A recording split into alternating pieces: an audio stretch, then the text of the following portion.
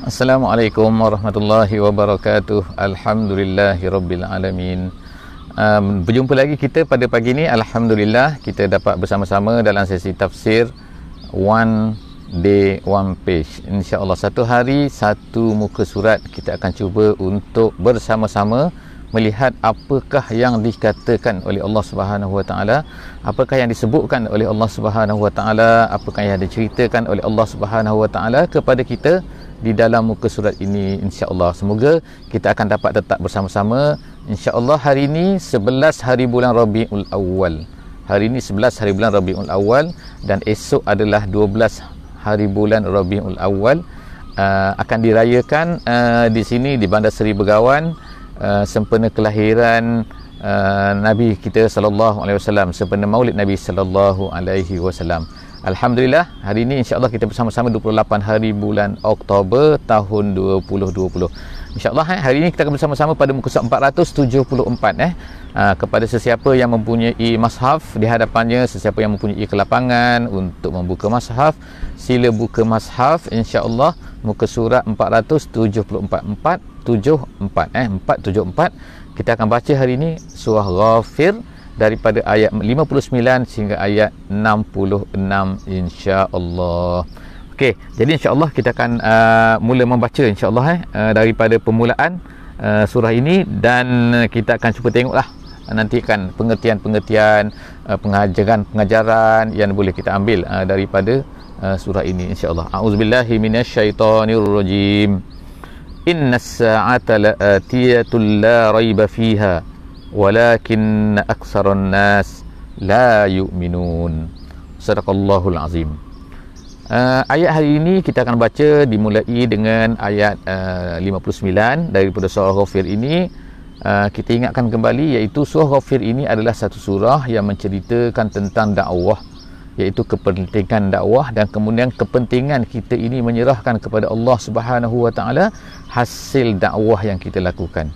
Sebab kemungkinan kita akan menghadapi pelbagai masalah dalam dakwah ni, pelbagai rintangan, pelbagai kita kata perkara-perkara yang mungkin tidak menyenangkan kita, ataupun mungkin juga hasil yang akan kita perolehi dari dakwah ini mungkin tidak akan menghappykan kita, menyebabkan kita rasa macam aku dah buat teruk, aku dah buat ini, tetapi tiba-tiba hasilnya tidaklah sepadan. Tapi kita mesti ingatlah, dalam surah ini temanya adalah ad-da'wah wa tafwid. Tafwid fi dakwah, iaitu kita berdakwah dan kita serahkan hasilnya kepada Allah Subhanahu Wa Taala.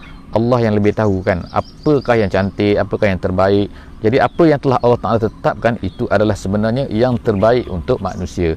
Jadi jangan risau, jangan sedih, tapi kita mestilah bersedih jika sekiranya kita tidak dapat melaksanakan apa yang diminta oleh Allah Subhanahu Wa Taala daripada kita. Jadi dalam ayat yang pertama pada muka surat ini pada hari ini ialah tentang akhirat. Allah Subhanahu Wa Taala ulang lagi kan menceritakan tentang apa, iaitu akhirat. Kerana inilah sebenarnya ialah isi utama di antara isi utama yang perlu diceritakan, perlu disampaikan kepada manusia, iaitu apa? Innas sa'ata, sesungguhnya hari kiamat itu, sa'ah itu ialah hari kiamat, saat la'atiyah, dia pasti akan datang. Kemudian la raiba fiha, dan tidak ada syak padanya, tidak ada keraguan lagi padanya. Walakinna aktsarun nas la yu'minun, tapi yang peliknya ialah banyak daripada manusia ni tak beriman. Itulah masalah dia kan. Masalah manusia ni tak beriman, sedangkan perkara tu pasti akan berlaku. Jadi hadirin hadirat, penonton-penonton yang berada di line pada ketika ini dan juga pada ketika yang akan datang, yang akan melihat seterusnya selepas daripada ni, dunia ini kita hidup, kita mempunyai undang-undangnya. Undang-undang ni iaitu apa? Iaitu kan kalau orang buat salah dia akan kena hukum, dia akan buat baik maka dia akan dipuji, dapat penghormatan, dapat pingat dan sebagainya. Itu adalah undang-undang dunia. Jika undang-undang dunia ni orang buat salah, ada polisnya, ada hukumannya, ada lawnya, akan dikenakan hukuman. Jadi apakah logiknya manusia yang hidup ni 60 tahun, 70 tahun, tiba-tiba mereka ini tak dibalaskan apa-apa? Kalaulah sekiranya manusia dibiarkan macam tu saja kan, tak ada pembalasan, maka sepatutnya manusia ni akan berebut-rebutlah untuk berbuat jahat di atas dunia ini. Kenapa? Keuntunganlah orang-orang yang buat jahat atas dunia ini. Dia dapat menindas orang ke, dia menzalimi orang ke, dia menzalimi diri sendiri ke dan sebagainya, kalaulah tak ada balasan. Jadi apakah logik ini semua? Tentulah tak logik. Satu benda yang sangat-sangat logik. Ini untuk fikiran kita lah kan, untuk fikiran kepada akal manusia. Jadi kalau perkara ni dah tak logik, takkanlah kehidupan, kesalahan yang dibuat oleh manusia di jalan raya ke, di dalam apa-apa lah kan, akan diterima hukumannya kan. Polis ada tahan, ada CCTV dan sebagainya. Takkanlah manusia yang hidup ni tak ada apa-apa. Jadi itulah yang sepatutnya difikirkan oleh manusia. Oleh kerana itulah orang yang beriman ini yakin bahawa as-sa'ah atiyah, bahawa akhirat itu pasti akan berlaku. Tetapi Allah Subhanahu Wa Taala memberitahu kepada kita kan, kita lihatlah kan, secara depan-depan kita yang kita hidup pada hari ini kan, bahawa ramai manusia tidak beriman. Jadi Allah Ta'ala dah beritahu siap-siap kepada kita, beritahu dah kepada kita bahawa ramai manusia tak beriman. Oleh kerana itulah, jika sekiranya kita menghadapi suasana ini pada hari ini, maka janganlah sedih, janganlah risau, teruskan kerja. Tapi kerja dakwah, kerja sampaikan Islam mesti diteruskan. Tetapi Allah Ta'ala dah sebutkan, aksarun nas la yu'minun, kebanyakan pada manusia ini tidak beriman. Seterusnya, wa qala rabbukum ud'uni astajib lakum innal ladzina yastakbiruna an ibadati sayadkhuluna jahannam dakhirin. Allah Subhanahu Wa Taala sebutkan pula sekarang ni ialah Allah Subhanahu Wa Taala minta daripada kita. Apa yang Allah Taala minta daripada kita? Allah kata, wa qala rabbukum, Tuhan kamu berkata. Rabb sini ialah maknanya yang menciptakan, yang memberi rezeki, yang memberi segala-galanya kepada kita. Itu Rabb. Kalau ilah adalah iaitu Tuhan juga dalam bahasa Melayu, tetapi Tuhan dalam erti sembahan kita, ketundukan kita dan sebagainya. Jadi Rabb ni ialah dia yang memberi kepada kita. Ilah ialah kita yang terpaksa menyerah diri kepadanya. Satu daripada Allah kepada kita, satunya daripada kita kepada Allah Subhanahu Wa Taala. Yang daripada Allah Taala kepada kita itu dipanggil Rabb. Rabb ni adalah Tuhan kita. Jadi oleh kerana dia beri rezeki, dia beri kesihatan, dia beri segala-galanya, harta dan sebagainya kepada kita, nikmat dan sebagainya, maka sepatutnya lah kita ni ud'uni. Jadi sebab tu Allah Ta'ala berkata, ud'uni, maka hendaklah kamu ud'uni. Apa maksud ud'uni? Ada dua makna yang diberikan oleh ulama. Satu makna adalah berdoalah kamu kepada aku, ud'uni. Makna yang kedua ialah beribadahlah kamu kepada aku. Dua-dua pengertian ini tidak kontradik, tidak bertentangan sebenarnya kan. Kerana apa? Kerana dakwah iaitu dakwah dalam arti doa juga, iaitu kita berdoa kepada Allah Subhanahu Taala adalah merupakan salah satu juga daripada ibadah. Menurut tafsir Jalalain, maksud ud'uni di sini ialah berdoalah kamu ni bukan maksud berdoa, tetapi maksudnya ialah beribadahlah kamu kepada Allah Subhanahu Wa Taala. Kenapa? Kata tafsir Jalalain, kerana selepas daripada tu Allah Subhanahu Wa Taala sebut apa? Iaitu innal ladzina yastakbiruna an ibadati. Tetapi kata ulama lain pula, ulama lain mengatakan bahawa maksud ud'u di sini ialah berdoalah kamu kepada aku. Kerana orang-orang yang yastakbiruna an ibadati, perkataan ibadati selepas daripada tu pun ertinya adalah berdoa juga. Jadi sesiapa yang engkar, yang sombong, yang takbir, merasa dirinya besar untuk berdoa kepada aku, saya dakhuluna jannah, saya dakhuluna jahannam, dia akan masuk dalam neraka jahannam. Jadi erti kat sini mana-mana pun boleh, insya-Allah kan, sama ada makna doa ke, sama ada maknanya adalah beribadah ke, itu adalah merupakan tafsiran ulama yang insya-Allah kita boleh terima dan kita boleh gunakan, insya-Allah tak jadi masalah. Tapi yang penting kat sini ialah Allah Subhanahu Wa Taala minta kita ni berdoa kepada dia, minta kepada kita supaya beribadah kepadanya sahaja, tak boleh beribadah kepada yang lain. Astajib lakum, aku penuhi permintaan kamu, aku istijabah. Kata ulama-ulama yang mengatakan bahawa makna di sini adalah doa, iaitu okeylah, tak ada masalah kan, aku penuhi permintaan kamu. Tetapi bagi orang yang mengatakan, bagi ulama yang mengatakan bahawa maknanya di sini adalah beribadahlah kamu kepada aku, astajib lakum, artinya aku akan beri pahala kepadanya. Jadi beribadahlah kamu kepada aku akan beri pahala kepada kamu. Jadi okey, selesai perkataan di situ, perkataan ud'u ni dan juga perkataan ibadati. Kemudian Allah Subhanahu wa taala sebut innal ladzina yastakbiruna.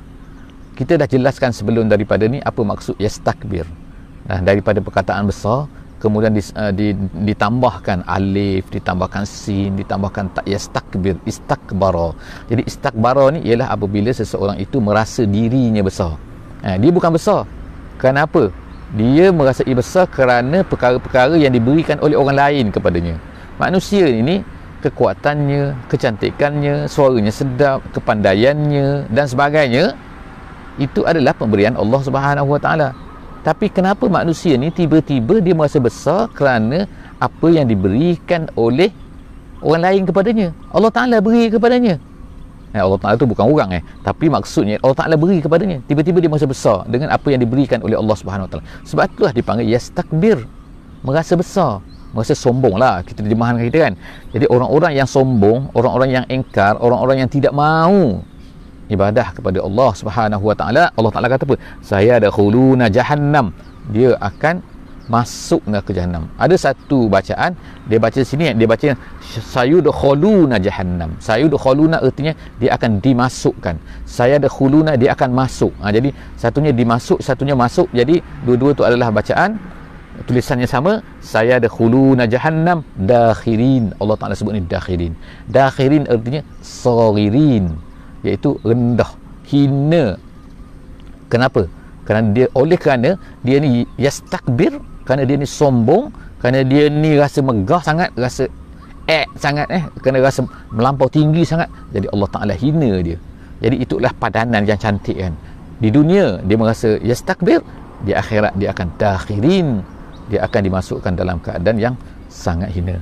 Seterusnya ialah Allah Subhanahu wa taala berfirman lagi dalam ayat 61 surah Ghafir ini, iaitu apa? Allahul ladzi ja'ala lakumul laila litaskunu fihi wan nahara mubsira. Allah Taala yang menjadikan, Allah Taala sebutkan sekarang ni ialah nikmat-nikmat yang diberikan olehnya kepada manusia.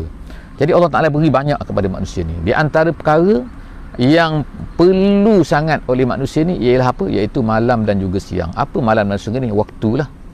Kan? Jadi manusia ni kalau boleh buat pun, tapi kalau tak ada waktu, so dia tak akan ada masa. Kita panggil tak ada masa nak buat. Walaupun dia nak buat, walaupun dia mampu buat. Jadi oleh kerana itulah maka masa ni salah satu perkara yang sangat penting dalam kehidupan manusia kan. Sebab apa? Jadi Allah Subhanahu wa taala tak menjadikan masa ni pula tu berterusan.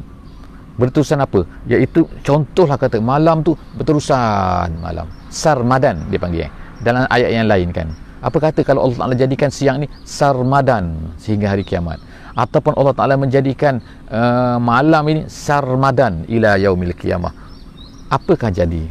Jadi Allah Subhanahu Wa Ta'ala sebutkan kat sini kan, menjadikan siang dan juga malam. Siang ada hikmahnya, siang ada functionnya, siang ada tugasnya tersendiri, malam ada tugasnya tersendiri. Disebutkan sini litaskunu. Kalau malam tu untuk apa? Litaskunu. Litaskunu tak apa? Untuk kamu tenang. Sebab itulah rumah dalam bahasa Arab juga dipanggil maskan. Maskan tu maknanya tempat ketenangan. Yalah, bila kita masuk ke rumah kan kita rasa tenang. Jadi masuk rumah tu bila? Biasanya malam lah kan. Malam balik rumah. Malam balik rumah kan tak ada orang kan. Tapi kalau siang hari orang keluar daripada rumah pergi kerja. Jadi itulah, jadi Allah SWT sebutkan sini wan nahara mubsira, dan waktu siang itu mubsira. Mubsira itu maknanya jelas, nampak kan. Jadi kita nampaklah dengan adanya matahari. Nampak sekarang ni kan, kalau tak ada matahari gelap kita nak buat recording pun tak boleh ni kan. Jadi ada matahari kita boleh nampak kan. Jadi cerita lah pasal nampak lah, panjang lah kan. Dulu macam mana lah saintis dulu, orang dulu lah kata daripada sini cahaya masuk sini, cahaya keluar pada mata masuk sini. Dan akhirnya datanglah seorang pakar Islam bernama Ibnu Haytham. Ibnu Haytham ni seorang seorang engineer yang hebat sebenarnya kan. Dia hidup sehingga tahun 430 Hijrah Ibnu Haytham dia, jadi dikatakan dia ni pakar mata lah, tetapi dia sebenarnya hebat dia ni seorang engineer, dan dia lalu dipanggil oleh Sultan di Mesir pada masa tu untuk dilihatkan bagaimana Sungai Nil ni untuk diuruskan sebab dia banjir tak banjir kan setiap tahun. Akhirnya dia pergi ke selatan Nil dan kemudian dia tengok kan, dia kata perlu dibinakan satu dam, satu empangan yang besar di sini. Lalu orang di sana pun mulalah nak buat empangan kan, tetapi tidak berjaya pada masa tu, maka tak terhasil lah, tak tercapai lah. Tapi nak cerita kat sini kan, maknanya pemikiran nak buat dam, pemikiran nak buat empangan, sebenarnya perkara ni dah lama dah.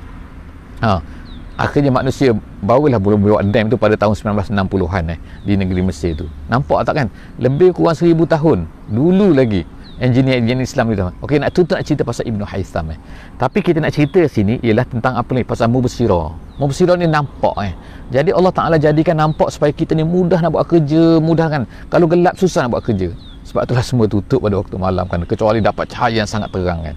Tapi kita sekarang dapat cahaya yang memang tak perlu dibeli. Cuba bayangkan kalau kita terpaksa pasang lampu yang sangat-sangat terang untuk menerangkan suasana macam ni, nampak tak ni? Ni suasana macam ni, berapakah belanja yang perlu digunakan oleh manusia untuk mendapatkan cahaya? Tengok kan, tapi Allah Ta'ala beri free kepada kita. Mubsirah. Innallaha lazu fadlin 'alan nas. Allah Ta'ala ni banyak kurniaan je kepada manusia. Jadi ni kena fikir ni kan, kurniaan matanya, kurniaan pada badan manusia, kurniaan pokok keliling kita ni, kurniaan kepandaian, kurniaan cahaya, kurniaan haba, oksigen, semua tu adalah lazu fadlin 'alan nas, banyak kurniaan kepada manusia. Walakin aktsarun nas la yashkurun. Tapi masalahnya Allah Ta'ala kata ialah banyak manusia ni tak bersyukur. Itulah masalahnya, yang tadi tu tak beriman, dah tunjuk-tunjuk tak beriman, dah beri-beri tak bersyukur. Jadi apalah manusia ni kan, itulah maknanya kita nak kata keterukan manusia dan sebagainya Allah Ta'ala sebut kan. Jadi nak ingatkan kita lah supaya kita ni apa, beriman, supaya kita ni apa, bersyukur.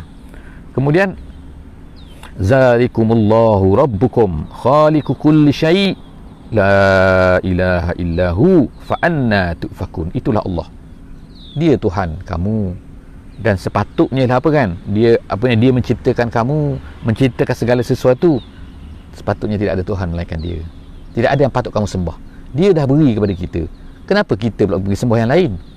Tak logik kan. Jadi sebab itulah Allah Ta'ala sebut sini kan, fa anna tufakun. Tufakun ni daripada ifkun. Ifkun ni maknanya ialah kalau antara bahasa yang kita katakan pembohongan. Ifkun tu pembohongan, tetapi ifkun asal maknanya adalah qalbus syai', iaitu memalingkan sesuatu perkara. Kenapa dikatakan pembohongan? Sebab pembohongan ini ialah satu perkara yang lari daripada hakikatnya. Sepatutnya perkara tu macam tu, tapi tiba-tiba dia katakan macam tu. Jadi itulah makna qalbu, dia terbalik kan, benda tak betul jadi betul, benda yang betul jadi tak betul. Jadi qalbu tu fakun ialah makna dia jugalah berpaling. Berpaling makna apa? Kenapa? Sepatutnya dia datang, dah Allah Ta'ala yang menciptakan, dah Allah Ta'ala memberi kepadanya. Kenapa dia ni tiba-tiba pergi mengilahkan yang lain, pergi menyembah yang lain, pergi tunduk pada yang lain, pergi patuh kepada yang lain? Jadi sebab itulah Allah Ta'ala kata kat sini fa'anna ni ialah ta'ajub ni pelik kan, pelik betul lah manusia ni, pelik betul. Kenapa dia lari pula, kenapa dia pergi sembah yang lain, kenapa dia tak ikut Allah Subhanahu Wa Ta'ala? Seterusnya kazalika yufakul ladzina kanu bi ayatillahi yajhadun. Begitulah Allah Ta'ala kata, orang-orang yang engkar ni, dia ni akan berpaling daripada Allah Subhanahu Wa Ta'ala. Dia ni akan yufakul ladzina kanu bi ayatillah yajhadun. Oleh kerana mereka engkar, mereka tak mengaku dan sebagainya. Akhirnya kita tengoklah sekarang kan, tak mengaku adanya Tuhan, tak mengaku betul, tak mengaku ni Tuhan tak ada. Akhirnya sebab itulah mereka sembah yang lain. Jadi Allah Subhanahu Wa Ta'ala sebut Allahul ladzi ja'ala lakumul arda qararan. Allah Ta'ala sebut lagi, sebut apa? Iaitu kurniaan Allah Subhanahu Wa Ta'ala. Tengok apa Allah Ta'ala telah menjadikan lakumul arda. Allah Ta'ala jadikan untuk kamu bumi ni. Bumi ni bukan untuk gajah, bukan bumi ni untuk burung, bukan bumi ni untuk awan, bukan bumi ni untuk bukit. Bumi inilah untuk manusia. Allah Ta'ala jadikan segala-galanya tunduk kepada manusia. Kita boleh gunakan burung, kita boleh tundukkan ini, boleh tunduk.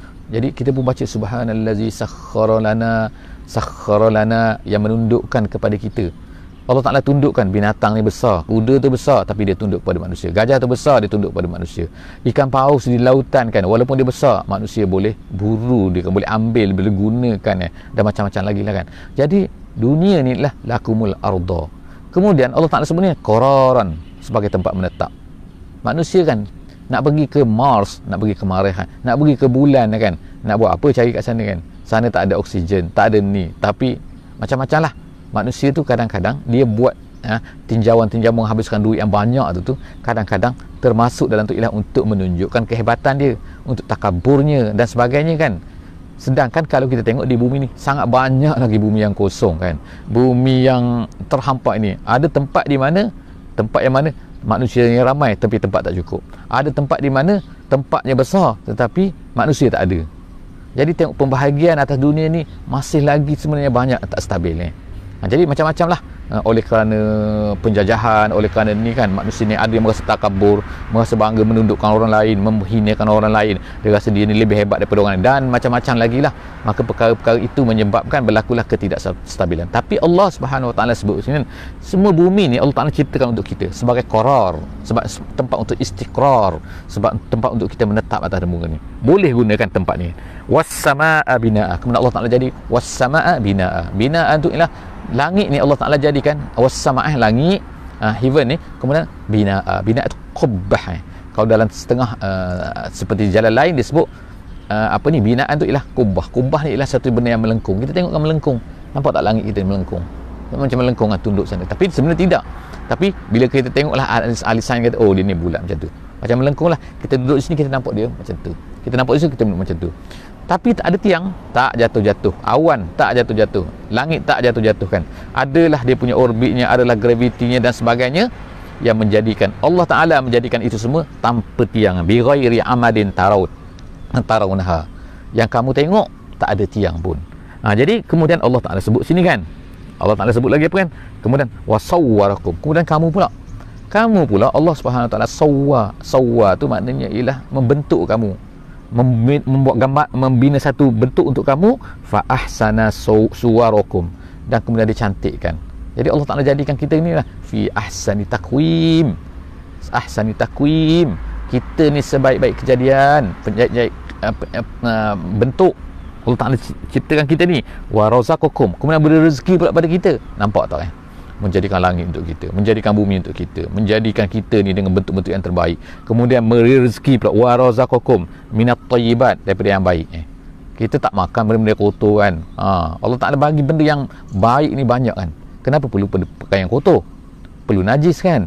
Jadi tapi manusia ada juga nak ambil najis walaupun benda yang bersih ni banyak. Itu pelik. Tapi kalau dah terpaksa, tak ada makanan lain, itu dalam keadaan terpaksa namanya, bolehlah kita ambil benda-benda yang lain kan, benda-benda yang tak sepatutnya. Tapi dalam keadaan terpaksa, dalam keadaan biasa ni banyak sangat benda-benda yang kita boleh ambil. Kenapa pergi gunakan air laut, ada air sungai, ada air jernih, ada, tapi pergi minum benda-benda yang diharamkan, alkohol, pergi buat pula tu mahal pula tu, bukannya murah alkohol. Tapi jadi nampak tak kan, baru ni tengok ni kat sini, di sini ni kan ada ni dalam surat khabar keluar kan, penyelundupan apa ni kan, arak kan yang berlaku di ni dekat sini, sempadan sini kan, banyak betul kan. Dah kena denda dah $16,000 Brunei dolar. Tapi manusia ni kan nak juga minum benda tu, padahal minuman berlambak-lambak. Minuman untuk apa? Untuk menghilangkan dahaga. Tapi kenapa manusia ni sekarang minum kan untuk menghilangkan dahaga, minum untuk seronok pula, jadi kan dah lebih. Itu jadi Allah Subhanahu Wa Taala dah jadikan kita cantik, bagi rezeki cantik, thayyibat. Zalikumullahu rabbukum, dialah Tuhan kamu. Zalikumullah, itulah Tuhan kamu. Fatabarakallahu rabbul alamin, maha suci Allah Tuhan sekalian alam. Huwal hayyu, dialah maha hidup. Jadi Allah Ta'ala sebutkan dia beri rezeki pada kita. Kita perlukan kepada makanan, kita perlukan kepada ni, kita perlukan kepada udara, itu rezeki semua kita perlukan kepada kesihatan. Tapi Allah Subhanahu Wa Taala wal hayyu, dia hidup, tak perlu kepada makanan, tak perlu kepada ni kan, dia hidup dengan sendirinya. Kita perlu nak hidup, kita perlukan kepada semua yang ada keliling kita kan, oksigennya, airnya, makanannya dan sebagainya. Tapi dia hidup tak perlukan kepada bentuk. Jadi wal hayyu, dia hidup. La ilaha illahu, sekali lagi dia ulang kan, sepatutnya kamu tak sembah selain daripada dia, sepatutnya tak tunduk kecuali kepada Allah Subhanahu Wa Taala. Fad'uhu mukhlishina lahuddin. Jadi fad'uhu di sini Allah ulama kata adalah beribadahlah kamu kepadanya mukhlisina lahuddin. Mukhlisina iaitu ikhlas, iaitu hanya khusus, hanya untuk dia sahaja. Penyerahan diri ad-din, penyerahan diri agama, ketundukan hanya kepada dia sahaja. Lahu mukhlisina lahuddin, hanya ikhlas. Ikhlas tu artinya khusus untuk dia sahaja. Alhamdulillahirabbil alamin. Maha suci Allah, Tuhan sekalian alam. Seterusnya ayat yang terakhir kita pada hari ini ialah Kul inni nuhitu an a'budal ladzina tad'una min dunillah. Katakan wahai Muhammad. Wahai Muhammad katakan inni nuhitu. Aku dilarang, aku ditegah, aku tidak dibenarkan a'buda allazina tad'una min dunillah. Aku tak dibenarkan untuk menyembah, mengikuti, beribadah, tunduk kepada apa yang semua kamu ni tunduk, iaitu kepada berhala ke, kepada hati sendiri ke, kepada hawa nafsu ke, kepada akal sendiri, pemikiran sendiri ke, kepada sama-sama sendiri manusia ke, dan lain-lain. Apatah lagi kepada binatang. Ada orang sembah binatang. Pelik kan, Tuhan dia kata. Jadi semua kita tak dibenarkan. Inni nuhitu an a'budal ladzina tad'una min dunillah lamma ja'aniyal bayinat. Kenapa? Bayinat dah datang, penjelasan dah datang. Jadi ini penting ni, maknanya penjelasan ni diberikan kepada manusia supaya manusia tu jelas. Lepas daripada dah jelas, qad tabayyana rusydu, maka apabila dah jelas dah, maka terpulanglah manusia ni nak ikut tak nak ikut. Bila tak nak ikut, dah kita nak buat macam mana lagi, yang kita dah berusaha untuk menceritakan kepada mereka. Tapi sebelum daripada tu, kita mestilah berusaha untuk menceritakan kepada manusia ni. Kena beri bayinat. Kemudian mir rabbi, daripada Tuhan, wa umirtu an uslima li rabbil alamin. Dan aku disuruh, wahai Muhammad, beritahu kepada mereka, aku disuruh untuk tunduk hanya kepada Allah Taala saja. Uslim, untuk menjadi Islam. Untuk menjadi Islam erti apa? Untuk tunduk kepada Allah. Sebab Islam tu ertinya ialah tunduk. Jadi sebab itulah orang yang tidak Islam ni bagaimana dia kata dia ni menjadi Islam, iaitu tidak tunduk kepada Allah Subhanahu Wa Taala. Bagaimana dia tidak tunduk kepada Allah, tiba-tiba dia kata dia Islam. Jadi marilah kita sama-sama sebagai orang Islam, kita tunduk hanya kepada Allah Subhanahu Wa Taala saja, tak tunduk kepada yang lain. Insya-Allah. Setakat saja untuk pagi ini. Aku qauli hadza wa astaghfirullahal azim li wa lakum. Berjumpa lagi insya-Allah esok hari pada muka surat 475 di ayat yang ke-67 daripada surah Ghafir, insya-Allah. Aku qauli hadza wa astaghfirullahal azim li wa lakum. Wassalamualaikum warahmatullahi wabarakatuh. Bismillahirrahmanirrahim. Wal 'asri innal insana lafi khusr illa allazina amanu wa 'amilus solihat wa tawassaw bil haqqi wa tawassaw bis sabr.